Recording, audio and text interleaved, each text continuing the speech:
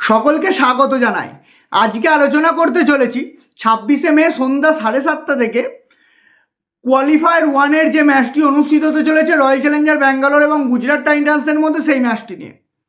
এই ম্যাচে যে জয়লাভ করবে সে সরাসরি চলে যাবে ফাইনালের জন্য, এবং যে এই ম্যাচটি পরাজিত হবে সে পেয়ে যাবে আর একটা সুযোগ, সে খেলবে কোয়ালিফায়ার 2।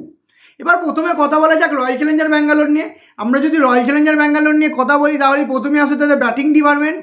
এই ম্যাচে তাদের ওপেনিং জুটি হিসেবে দেখা যেতে পারে বিরাট কোহলির সাথে থাকতে পারে ভেঙ্কটেশ আয়ার।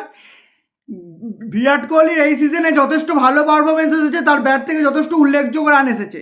এই ম্যাচেও যদি রয়্যাল চ্যালেঞ্জার ব্যাঙ্গালোরকে গুজরাট টাইটান্সের বিরুদ্ধে জয়লাভ করতে হয় তাহলে বিরাট কোহলির ব্যাট থেকে রান আসা অত্যন্ত প্রয়োজন, এবং যত বড় ম্যাচ হয় তত বিরাট কোহলির দায়িত্ব অনেকাংশে বেড়ে যায়। সুতরাং এই ম্যাচে যদি জয়লাভ করতে হয় তাহলে বিরাট কোহলির ব্যাট থেকে রান আসা অত্যন্ত প্রয়োজনীয় হয়ে দাঁড়াবে, এবং তার সাথে যোগ্য সঙ্গ দিতে হবে ভেঙ্কটেশ আয়ারকে।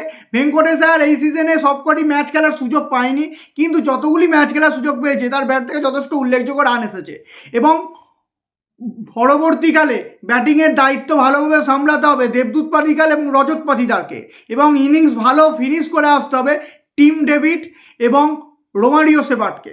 এবং বল হাতে দায়িত্ব অনেকাংশে থাকবে ভুবনেশ্বর কুমারের কাঁধে, কারণ অপরদিকে যেহেতু গুজরাট টাইটান্সের উল্লেখযোগ্য ব্যাটসম্যান শুভমান গিল, সাই সুদর্শন একটা ওপেনিং জুটি রয়েছে, এই ওপেনিং জুটি তাড়াতাড়ি ভাঙতে ভুবনেশ্বর কুমারের কাঁধে অতিরিক্ত দায়িত্ব থাকবে, এবং তার যোগ্য সঙ্গ দিতে হবে হেজেলউড।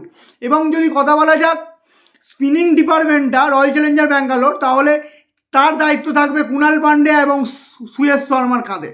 এবার কথা বলা যাক গুজরাট টাইটান্সকে নিয়ে। গুজরাট টাইটান্সকে নিয়ে যদি কথা বলি, তাদের মূল শক্তি তাদের ব্যাটিং অর্ডারে যে তিনটে ব্যাটসম্যান প্রথম দিকে রয়েছেন, শুভমান গিল, সাই সুদর্শন এবং জস বাটলার। প্রথমেই বলি ওপেনিং জুটি, সাই সুদর্শন এবং শুভমান গিল এই সিজনে যথেষ্ট ভালো পারফর্ম করেছেন, তাদের ব্যাট থেকে উল্লেখযোগ্য রান এসেছে। এই দুজনের ব্যাট হাতে যথেষ্ট ছন্দ দেখা গেছে এই সিজনে।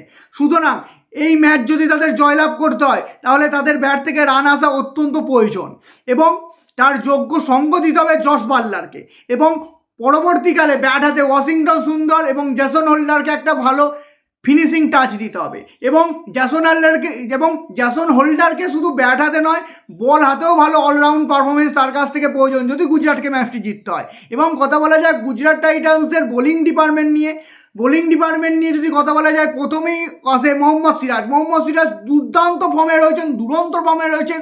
পাওয়ার প্লেতে তিনি যদি উল্লেখযোগ্য বল করতে পারেন এবং রয়্যাল চ্যালেঞ্জার ব্যাঙ্গালোরের ওপেনিং জুটি ভাঙতে পারেন তাহলে গুজরাট টাইটান্স অনেকাংশে এগিয়ে যাবে তাদের এই ম্যাচ জয়লাভের ক্ষেত্রে। সুতরাং মোহাম্মদ সিরাজের কাঁধে অতিরিক্ত দায়িত্ব থাকবে, এবং তার যথেষ্ট যোগ্য সঙ্গ দিতে হবে প্রসিদ্ধ কৃষ্ণা এবং কাগিজো রাবাডাকে, এবং স্পিনিং ডিপার্টমেন্টে যথেষ্ট ভালোভাবে সামলাতে হবে রাশিদ খানের মাথার ওপর অনেক দায়িত্ব থাকবে, কারণ অপরদিকে রয়্যাল চ্যালেঞ্জার ব্যাঙ্গালোরের যদি ফিনিশিং ব্যাটসম্যান যদি বলি, টিম ডেভিড অত্যন্ত ধ্বংসাত্মক ব্যাটসম্যান, এবং তার সাথে থাকবেন রোমারিও সেবার্ট।